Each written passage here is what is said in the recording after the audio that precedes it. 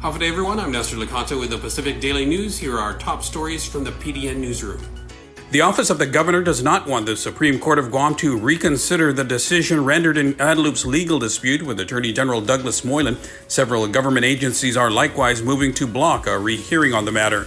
Justices on May 31 ruled in favor of the governor's office and over 20 agencies that Moylan's office had withdrawn as counsel from, pending active investigations of alleged corruption. The Supreme Court found that the AG could not use information gained while advising government officials, then use it to prosecute those same officials.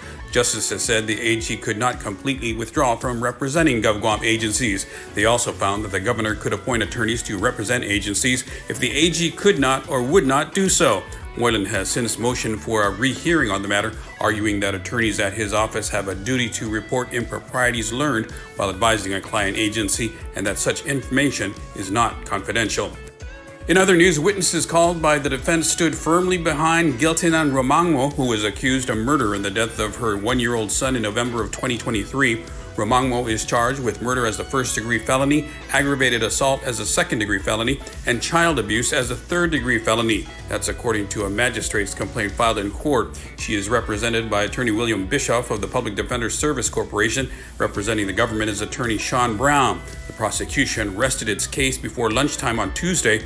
While the government's case attempts to prove murder, 3 witnesses testified that Ramangmou was a good mother who never spanked or pinched, never raised her voice at her kids, and they trusted her beyond reproach.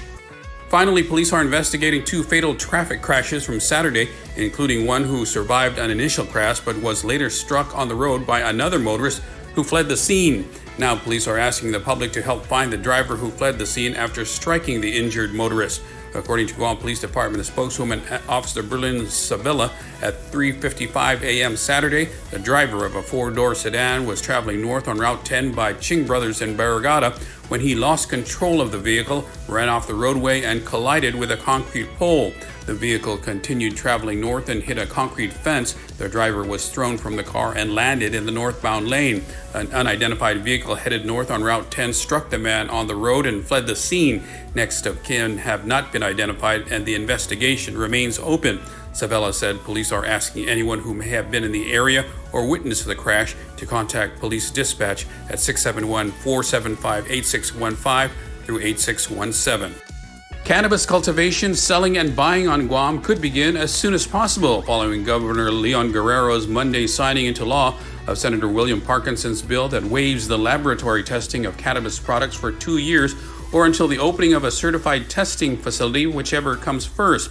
The cannabis testing waiver is one of 15 new Guam laws that the governor signed or allowed to lapse into law, in addition to 5 bills enacted last week. There are benefits and safeguards to laboratory testing, but I also recognize the apprehension of investing in an expensive laboratory testing facility without knowing the value of the market, the governor said in her July 22nd transmittal letter to Speaker Therese Terlahi.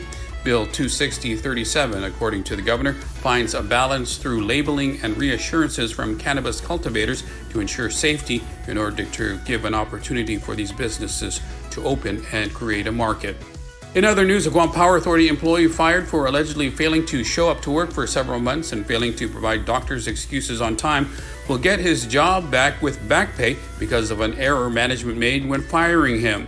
GPA line electrician leader Glenn Cruz was making $69,926 in salary and benefits before his termination, staffing records show.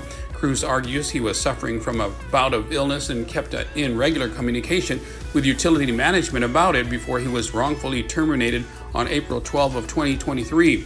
Cruz said he worked nearly 30 years with GPA before he was fired for charges of insubordination and unauthorized absence from work. The lineman on Tuesday won a firing appeal filed with the Civil Service Commission. Cruz successfully represented himself in the case.